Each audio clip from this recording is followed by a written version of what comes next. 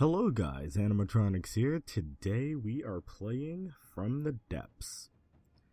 Now, I found this game about, 3 days ago now? And I've been learning a lot about it. Now, this is my second try at trying to get its campaign mode started. So, basically going to do more or less a synopsis of what I've tried and what I've failed at, and there's been a lot of failure. Now, first off, I'm just gonna let people know when I engage in a battle with any creation against like a fleet, maybe 2 or more ships, it's gonna get laggy because this game is very heavily simulation based. But so basically, let's get back to building on this main thing.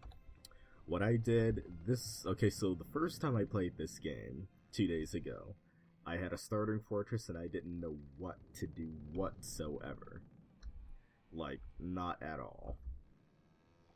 It was pretty sad.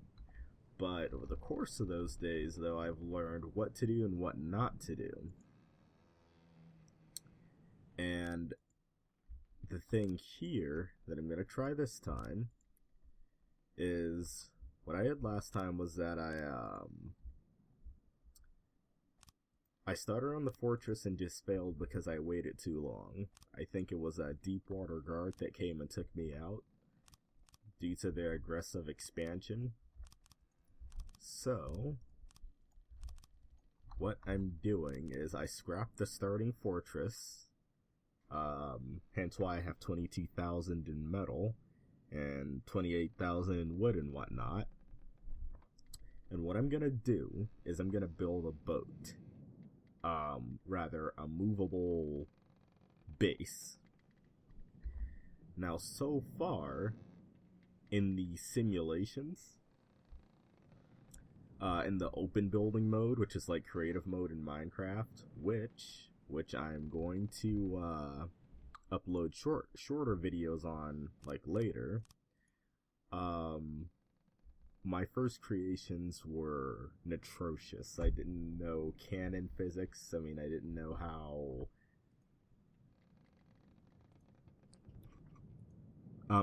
you were supposed to hook up like cannons and whatnot to make them fire correctly. So I basically lost all the battles, even against like basic vanguards. My second creation, which I believe I called the triathlon, now that was way better. It cost around 30,000 in metal though, so I wasn't able to, like, I made several mistakes the second time, because the second time I did the campaign, I made the Vanguard. And the triathlon, and it was able to compete with the Vanguard. It had a main cannon that fired at a very high RPM. I wish there was an RPM counter, but I'd say around 10 shots per second, and that basically devastated smaller ships. It wasn't able to handle like paddle gun boats, but it was able to handle things like anything smaller than a paddle gun, because the paddle gun is just basically a meat shredder. It's got those 6 guns that can point any which way. But any ship that did not have more than 2 guns, it was able to handle. Besides the main cannon I armed the triathlon with, I armed it also with 2 missiles that consisted of 10 sections, which were, I believe, 3 or 4 were like fragmentation grenade warheads, and the others were just explosive warheads. So when those missiles hit, they did a ton of damage. However, due to the fact that it cost 30,000, I made the mistake of scrapping it my second playthrough. So I wasn't able to rebuild it by the time the Deepwater Guard got to their aggressive expansion state. So my strategy now in the third playthrough that you guys are gonna see Hopefully we're going to keep this as a series until we actually conquer the continent or die. What you guys are going to see, mainly, is my new strategy. So what I'm going to do is, I'm going to make this mobile fortress. However, because most of my creations at the moment get wrecked by, like, anything higher than, like, what? I forget the name of it, but whatever's above a vanguard, I had a very hard time dealing with. What we're gonna do is, instead of trying to use metal to armament the ship, we're gonna use shield generators. And the really cool thing about these is that, let's see, where are they? Miscellaneous. Shield projector. They are so cheap. You can basically have as many of them as you want, but you have to have the engine power to actually support it. So this ship is probably gonna end up having about 3 engines. This main one I'm gonna try and make as powerful as I can. Probably gonna extend it all the way to halfway. Let me just move myself out the way. There we go. Let's save so that we don't lose any progress. So what I'm gonna do is, this engine right now has what? Okay, 71. That's expected for an engine that's brand new. It's not even done yet.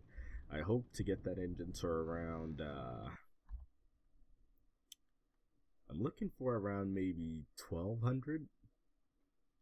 Because in order for the shields to work effectively, you have to have a max power output of like 3000, and that'd be per shield. However, the shields are just going to be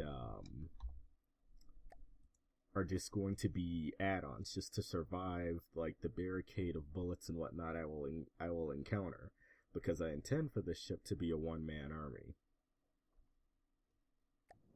Carburetors. So yeah, I intend for it to be a one-man army, which is the entire reason that we're adding the shields, because so far nothing else works. I can't possibly arm it with enough metal and stay within my budget of how much metal I have. I tried setting up a passive mining rig, and it only got 6,000 in metal before the Blackwater Guard came in, so that was not an option. It was just simply not. Let's see, let's make sure what's going on here. Okay. Can we put exhausts on? Yes. So we're going to start with this, and we're going to start with some basic shields.